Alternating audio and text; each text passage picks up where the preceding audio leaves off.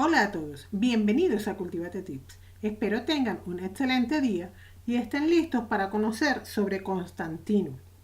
De él vamos a hablar: la vida de Constantino, una introducción, la reunificación del imperio, la administración imperial, tanto la administración central como la administración provincial, el problema religioso, el ejército y la política exterior, la fundación de Constantinopla y los constantinianos.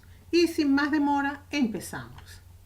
Flavius Valerius Aurelius Constantinus nació en el 272 y falleció en el 337, conocido como Constantino I o Constantino el Grande, y fue emperador del Imperio Romano desde el año 306 al 337 y ha pasado a la historia como el primer emperador cristiano.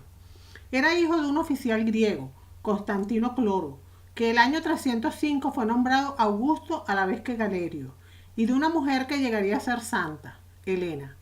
Al morir Constancio Cloro en el 306, Constantino es aclamado emperador por las tropas locales, en medio de una difícil situación política, agravada por las tensiones con el antiguo emperador, Maximiano, y su hijo, Magencio.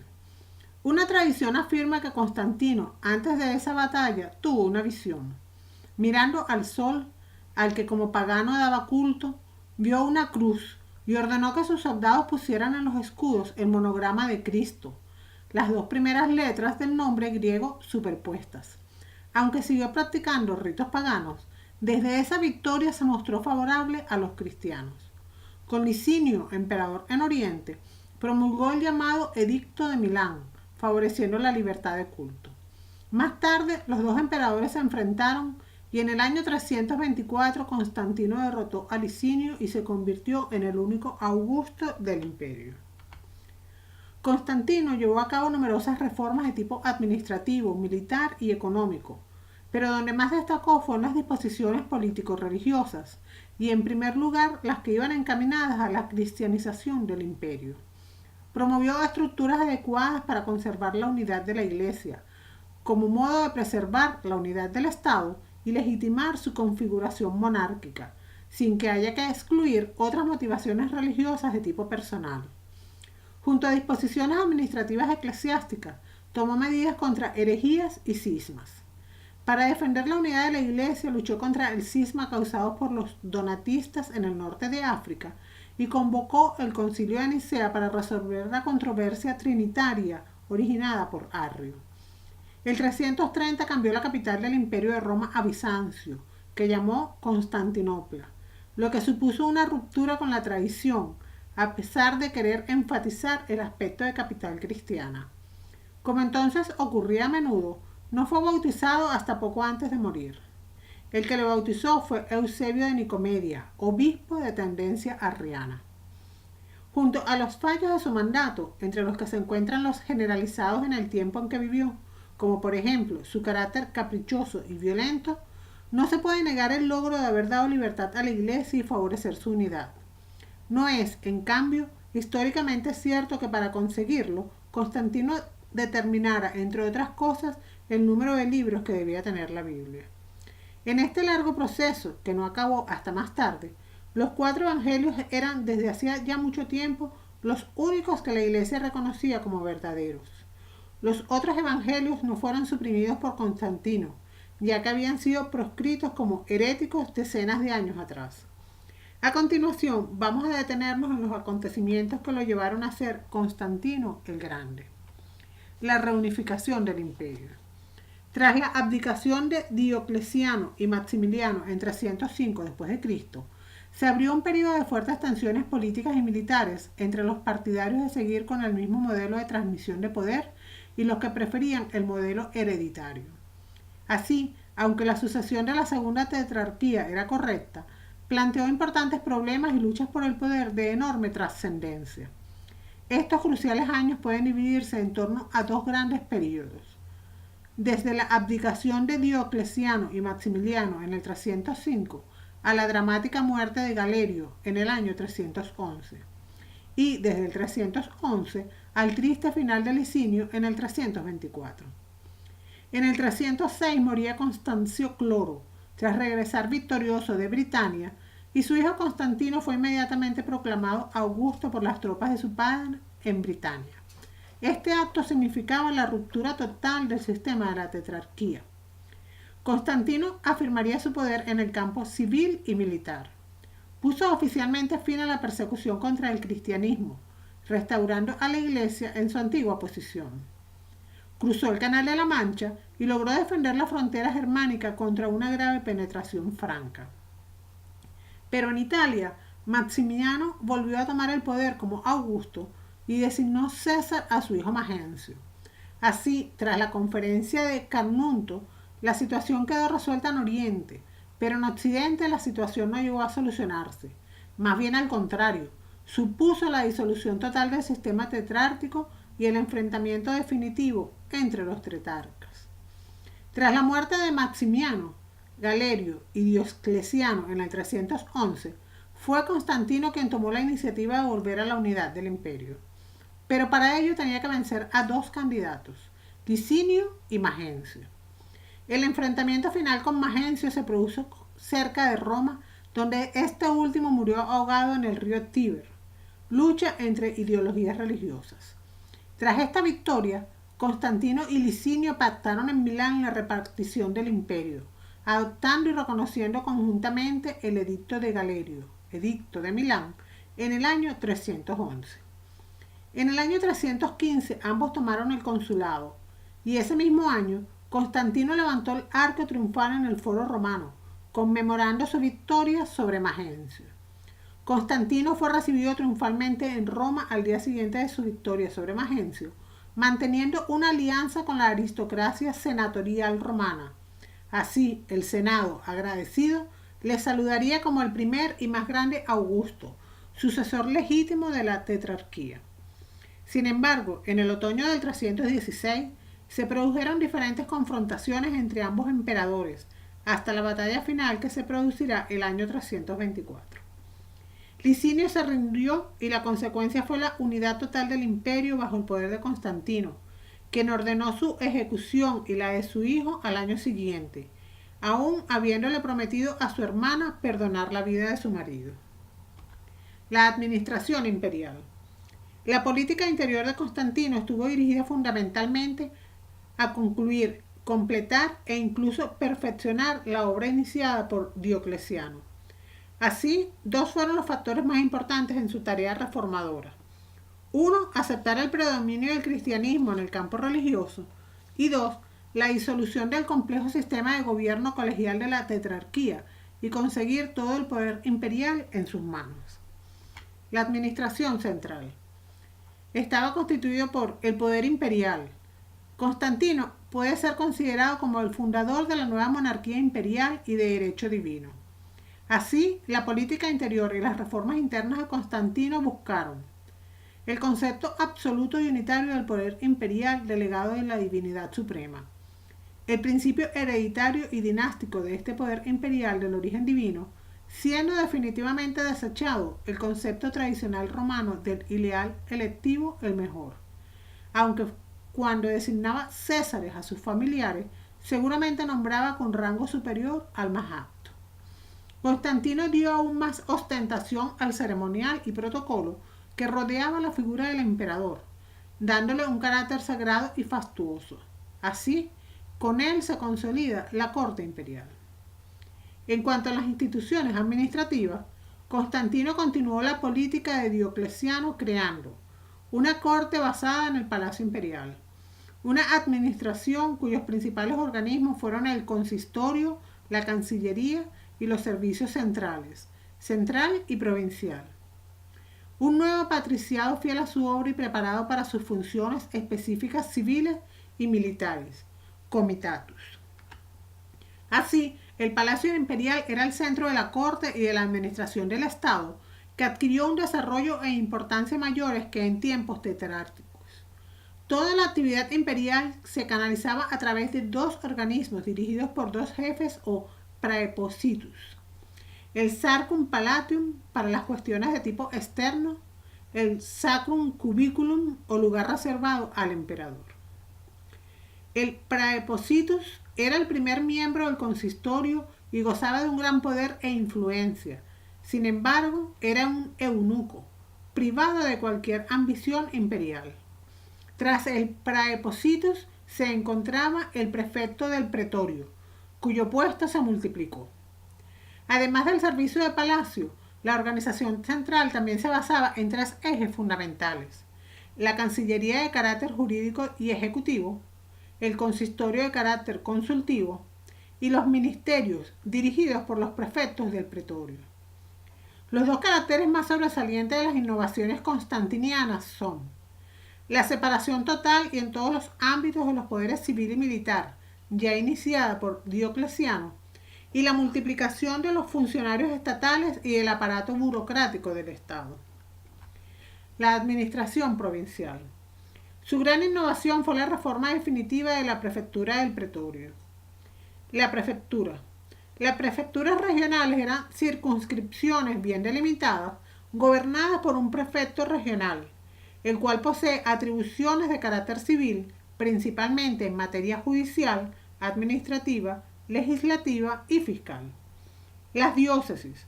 Constantino consolidó definitivamente la organización diocesana.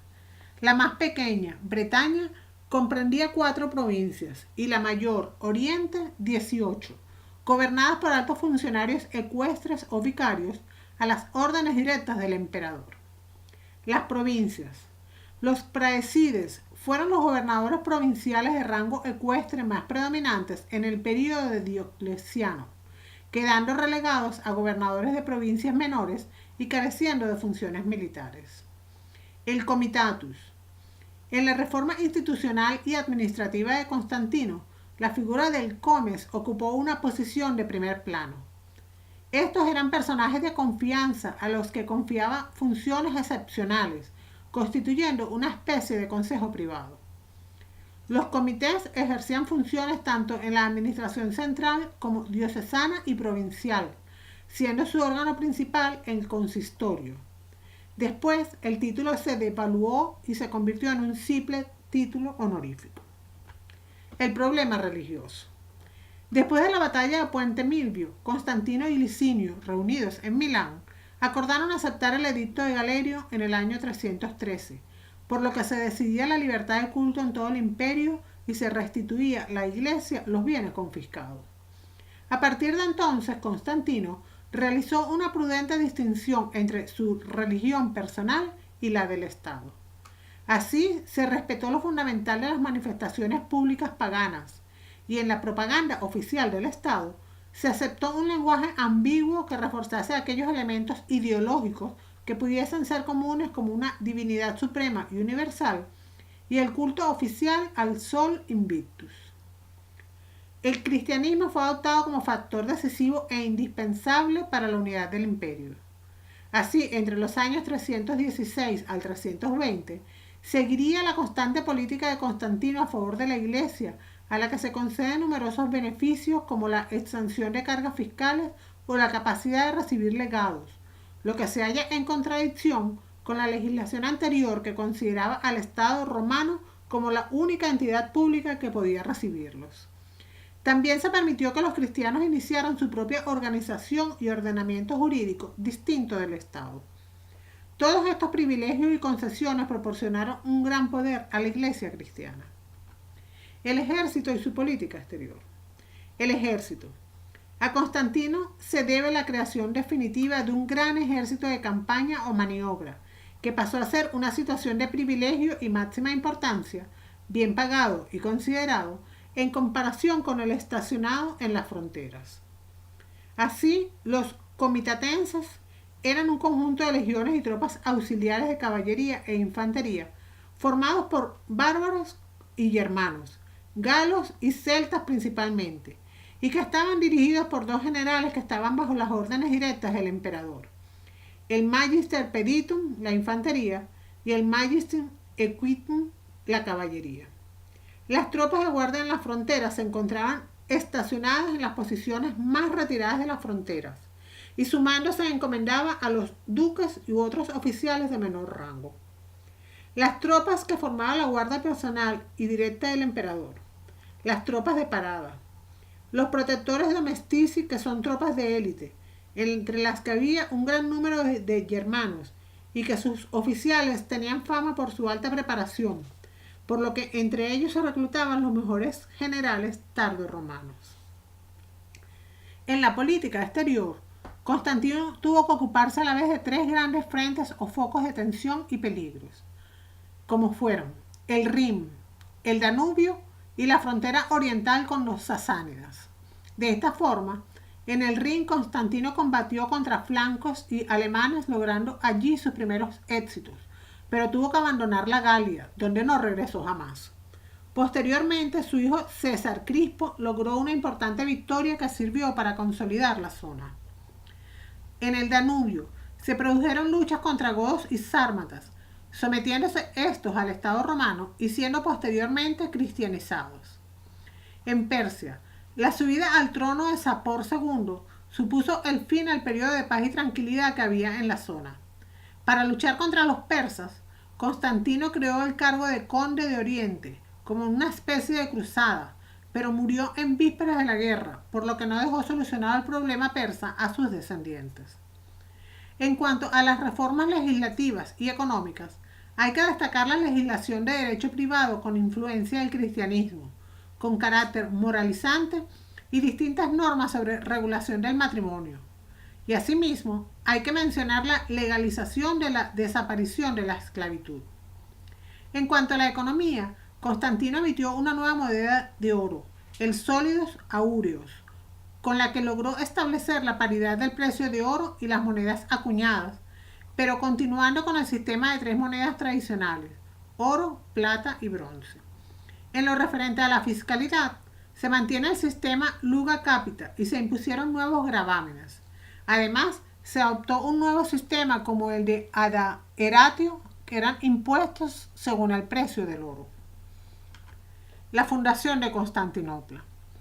Poco tiempo después de su victoria sobre Licinio, Constantino decide fundar una nueva ciudad que llevase su nombre en el sitio de la antigua colonia griega de Bizancio, Constantinopla, que se convertirá en la nueva capital política, dejando a Roma como capital religiosa. Los motivos de fundar la ciudad en este lugar fueron principalmente por las condiciones geográficas, ya que se encontraba en plena entrada del Bósforo, por lo que gozaba de unas condiciones de defensa óptimas.